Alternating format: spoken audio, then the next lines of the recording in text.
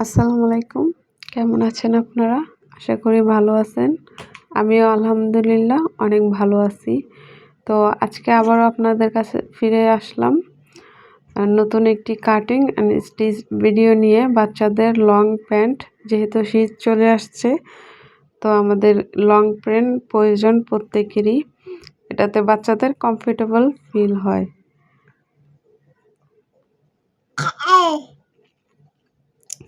তো চলুন দেখে আসি এটার কাটিং ভিডিওটি।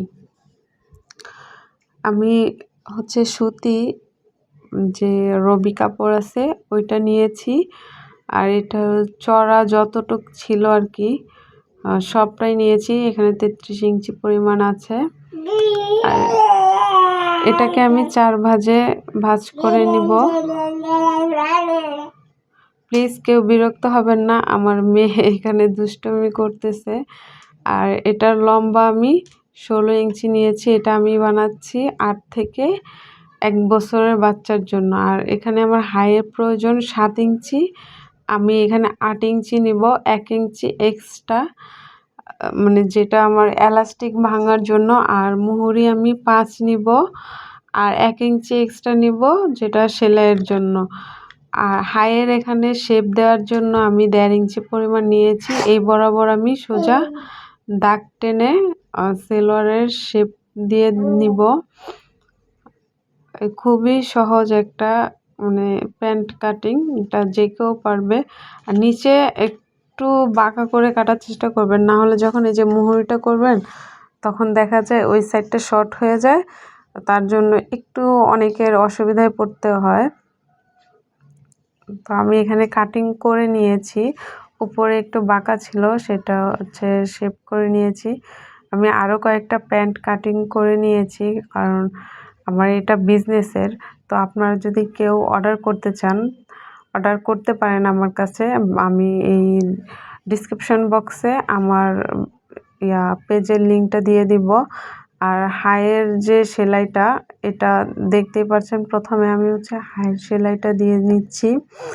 সবসময় চেষ্টা করবেন হাইয়ে ডাবল সেলাই দেওয়ার, তাহলে কি হয় মানে সেলাইটা সহজে ছুটে না, যেহেতু বাচ্চাদের এটা।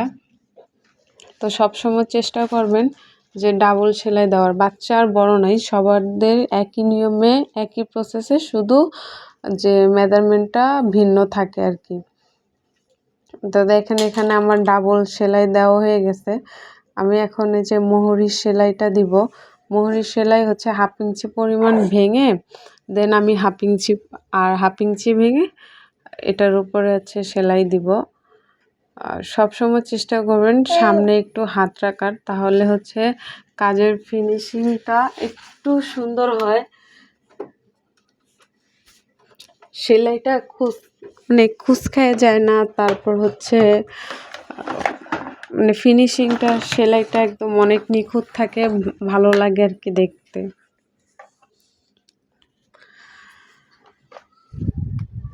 দেখেন আমি একই প্রসেসে 2টা সেলাই করে নিয়েছি। এখন আমি এটার ইঞ্চিএম যেটা সেটা করব। এখানে আমি 1 ইঞ্চি পরিমাণ অ্যালাউন্স রেখে দেন তারপরে করব। আপনারা পারলে মেপে নিয়েন। আমার মাপার প্রয়োজন হয় না, কারণ এটাতে আমি এখন অভ্যস্ত হয়ে গেছি। আর আপনাদের কাছে আরেকটা কথা বলতে চাই, যদি আমার এই ভিডিওটা আপনার কোনো কারণে উপকার হয়ে থাকে, অবশ্যই একটা লাইক করে কমেন্ট করে জানাবেন। আর আমার চ্যানেলটা সাবস্ক্রাইব করে আমার পাশে থাকার চেষ্টা করবেন, কারণ আমার এই চ্যানেলটি খুবই নতুন। আর এখানে যে একটা দেখতে পাচ্ছেন যে আমি অর্ধেক বরাবর এসে আমি এটা সুতাটা কেটে ফেলছি। এটা আমার কাছে মনে হয় যে এভাবে করলে যে সেলোয়ারটা টান খায়, ওটা টান খাবে না, ওইটার ফিনিশিংটা সুন্দর হবে। আর সবসময় ব্যাগ স্টিক দেওয়ার চেষ্টা করবেন, না হলে ছুটে যাওয়ার মানে সম্ভাবনা থাকে।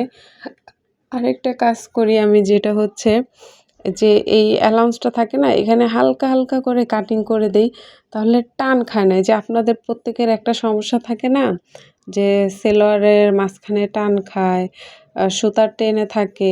এই কাটিংটা দিলে আপনাদের আর সুতা মানে আটকাবে না, দেন টেনে থাকবে না, সুন্দর হয়ে হবে। আর দেখতেই পাচ্ছেন এখন আমি করব, এখানে এলাস্টিক জয়েন করব। এলাস্টিকের মাপ আমি নিয়েছি 14.5। আর এটাকে আমি এই প্রসেসে সেলাই করে নিব।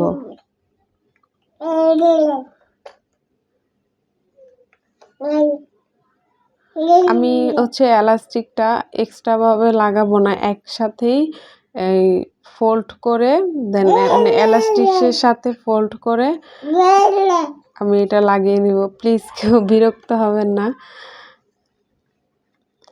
দেন এলাস্টিকের উপর আমি একটাই সেলাই দিব, আমি বারবার সেলাই দিব না, যেহেতু এটা বাচ্চার, তো বারবার সেলাই দেওয়ার প্রয়োজন হয় না, একটা সেলাই দিলেই হয়। আর আমি এভাবেই কাজ করে থাকি, আমার কাস্টমাররা খুবই পছন্দ করে যে এটা, কারণ বাচ্চাদের এলাস্টিক দেখা যায় বেশি মোটা দিলে মানে একটা অন্যরকম লাগে, বড় বড় লাগে। আর চিকন চিকন বলতে বেশি চিকন না, 1/2 ইঞ্চির যেটা একটু বড় থাকে, 1 ইঞ্চির কম, ওইটা সবসময় বাচ্চাদেরকে দেওয়ার চেষ্টা করবেন। মিনিমাম 4-5 বছর পর্যন্ত বাচ্চাদের এটা দেওয়ার চেষ্টা করবেন, তারপর বেশি দিবেন। দেখতেই পাচ্ছেন আমি মানে এলাস্টিকের ভিতরে কাপড়টা ঢুকিয়ে দেন ওই নিচে একটু অ্যালাউন্স রেখে তারপর সেলাই করে নিচ্ছি। এটার ছুটার কোনো চান্স নাই, কোনো দিক দিয়ে মানে কোনো সমস্যা হওয়ার কোনো সুযোগ নেই। এভাবে আপনারা সেলাই করতে পারেন। আর কে কে এভাবে সেলাই করেন অবশ্যই কমেন্ট করবেন আমার মতো। দেন আমি সুতাগুলো এখানে কাটিং করে নিচ্ছি। আরেকটা মেইন পয়েন্ট কাপড় যখনই কাজ করবেন তখনই অবশ্যই সুতাগুলো ভালো করে ক্লিন করবেন। এই দেখেন আমার এটা ফাইনাল লুক। একদম অল্প সময়ে কাপড় এখানে কত লুক লাগছে, হাফ গজ কাপড় লাগছে, অল্প সময়ে আপনি এটা তৈরি করতে পারছেন। তো আজকের ভিডিও আমি এখানেই শেষ করছি। যারা এতক্ষণ আমার পাশে ছিলেন তাদেরকে আন্তরিকভাবে ধন্যবাদ।